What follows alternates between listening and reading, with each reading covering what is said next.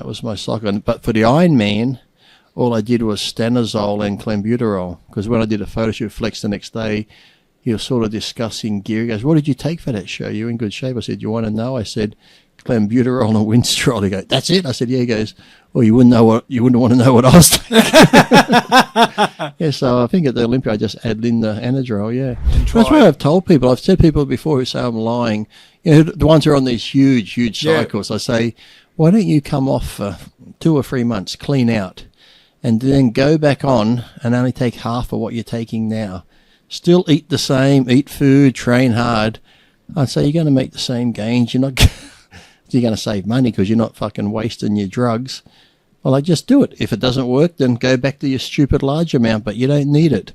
But in their mind, they think they need these large amounts. They think their first cycle is this big, so the next cycle has to be that big. It has to keep going, which is ridiculous. So you can't tell them. That took you a while to trying to decipher that. No, okay. This is the last one. Then we'll do some more thing to wake up. This one will wake you up. Will it? This is from Matt Fleischman. Matt? Little Matt, yep. 97 Olympia cycle. Oh, we'll get it. Can you? Actually, I can sort of remember. I think it was only... We'll get it. Actually, I do remember it. You know how I remember it? Because it was around the same... 97 is when I got second to Flex at the Ironman. I was pretty much on the same thing, so I can tell you it was... The last 6 weeks, I remember taking Anadrol, 1 a day, keep you nice and full because it helps the red. And then I was taking Anadrol 1 a day, Winstrol every 3rd day, bit of clenbuterol and T3. That was it. That was my cycle. But for the Ironman, all I did was stanozol and clenbuterol, because when I did a photo shoot Flex the next day, he was sort of discussing gear. He goes, "What did you take for that show? You in good shape?" I said, "You want to know?" I said, "Clenbuterol and Winstrol." He goes, "That's it?" I said, "Yeah." He goes, "Well, you wouldn't want to know what I was taking." Yeah, so I think at the Olympia I just added in the Anadrol. Yeah, I never used a lot, and only the small amounts you use. I was like, so only 6 weeks before it, or like the 16 weeks, but I was just on the stanozol and that pretty much. Yeah, but then the last 6 weeks I added in the Anadrol. So what was the first 16 weeks?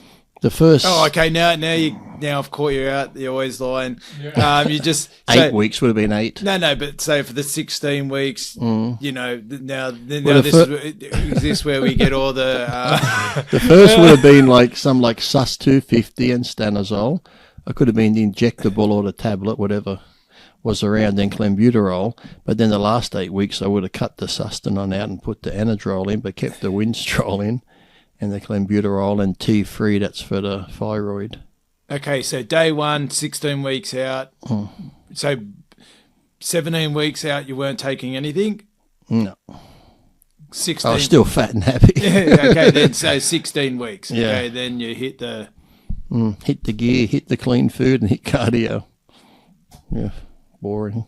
So just repeat the day 1, 6, well, that first Sustanon week. 250, I would have started out at 1 mil, but then I would have went to 2 mils weekly. Yep. And then the stanozol would have been about 1 mil. I used to take it every 2nd day, but then I'm like, it hurt too much. So then I went to every 3rd or 4th day, and I still looked exactly the same as when people go, "You got to take it every 2nd day." Bullshit, you don't. So I take it every 3rd or 4th day. And then that little bit of clenbuterol. I wouldn't take that every day. I just take it every now and then. And T3. Then Nolvadex too. Yep. Nolvadex was just like 20 milligrams a day. And then the last 8 weeks, I'd drop out the injectable sustanon and just use either Dianabol or Anadrol just to keep me full. Pretty basic. Yeah. And people go, "He's lying. He takes more." Well, I guess the only way to prove it would be for someone is to do both. Like if they went and tried. That's what I've told people. I've said people before who say I'm lying. You know, the ones who are on these huge cycles. I say, why don't you come off for 2 or 3 months, clean out, and then go back on and only take half of what you're taking now. Still eat the same, eat food, train hard. I'd say you're going to make the same gains. You're not... You're going to save money because you're not fucking wasting your drugs. Well, I just do it. If it doesn't work, then go back to your stupid large amount, but you don't need it. But in their mind, they think they need these large amounts. They think their first cycle is this big, so the next cycle has to be that big. It has to keep going, which is ridiculous. So you can't tell them. And has anyone ever taken the I don't Pepsi know. challenge? I don't know. I've asked them. I've said a few times they should. So that's the challenge, people. Get off your cycle, clean out for a couple of months. When I say clean out, that's not like cruising and bridging or whatever the fuck they do. That means nothing. And then go back on with half the amount that you were taking and let us know how you go. Well, when you were working with Jake, didn't he say, like, didn't he have like, yeah. complicated ones and then he went to your Yeah, because one? when I helped him, I gave him the diet and training, and he's asked me about the gear. I said, Jake, I know what I've done. I said, I'm not an expert. Like I said, I can send you what I've done if you want to copy it. I sent it to him and he wrote back straight away. He goes, are you fucking with me? I said, why? He goes, that doesn't seem enough. There's not even any growth hormone in there. I said, well, you don't need it. So I said, well, if you trust me with the training and diet, trust me with this. So he did it, and he went and won the world championship, and he goes, Lee, that's the best I've ever looked and the best I ever felt. And he was pretty much on half the amount that he was on before. So, people. And that's the thing too. I know Boston Lloyd towards the end, and some of these people who were on large amounts finally started admitting they didn't need that large amount. So it's time people just look in the mirror and go, what's it all for? Also, I think America's got, like, if you look at their a lot of things about their society is excessive as far as whether it's food, cars. They've got the biggest cars. Well, they got like, if two's good, four's twice as good, six is three times. It doesn't work that way. Yeah. More is not always better. Yeah. You try taking 6 cocks in the arse, and it's like, one or two, DP, you might be okay, but you start getting greedy, you're in a world of hurt. We're gonna have these new Lee Priest t-shirts.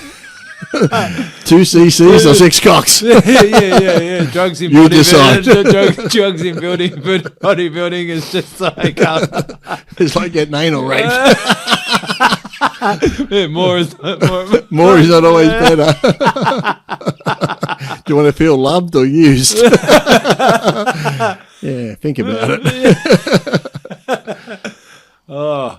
You might be like one of the great quotes of ever philosophers of our time. Yeah, but you have to die first and wait 200 years, and then they say it'll be like Vince Lombardi and all these other people. Like Socrates or something. And priests.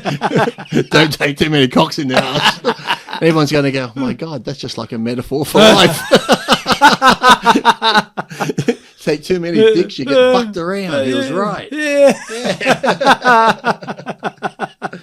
This guy's a genius. Yeah. I'm going to go down history. They'll probably name a fucking museum after me. Oh, just there'll be some statue of you just a thinker and 10 cocks behind me. And me thinking 1 or 2. You decide. You decide how hard your life is going to be. Yeah. Do you feel like the world is fucking you? That could be me in the thinker pose and the world coming at me with like 10 cocks. Do you feel like the world is fucking you? Maybe that'd be a good statue. Yeah, okay. Yeah. Have you been fucked by the world? Yeah. Yeah, okay. No. So you got the world looks like just cock missiles. When you see like the nuclear's being launched, it's launching cocks at you. We're actually starting to sound more like Aaron Wilson every day. I could do a video about this video. Yeah. I knew it. Yeah, there you go. They admit it on this video. Yeah. That more is better. Yeah.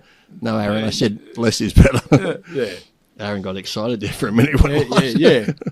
I'm going to train with them. He's going to come out of hiding. And he talks like this, remember? I've discovered something new. Lee Priest's father is gay. Wow. How did he find that out? And he got arrested for smuggling steroids. Remember that one? Yeah, I remember that one. He's had a few good ones, hasn't he? How he comes up with it is amazing, but he's had a few good. And he's a reporter, so that's what he said too, doesn't he? Yeah. I report these stories. What was that one he reported? And it was like breaking news, but it's been out for years. I can't. Oh, he's had so many good ones, I can't remember. Yeah. Like he just discovered it now, and I've been talking about it for years. Yeah. Oh my God! And then if you say the wrong word, see, he mentioned that word. That means he's gay. Yeah, I'm gay. He said I'm gay. So yeah. Oh, he did, didn't he? Yeah. If you mentioned the word wood, he said wood. He said training's hard. Just using the word hard is gay. Yeah. If you put on after it, hard on. Yeah.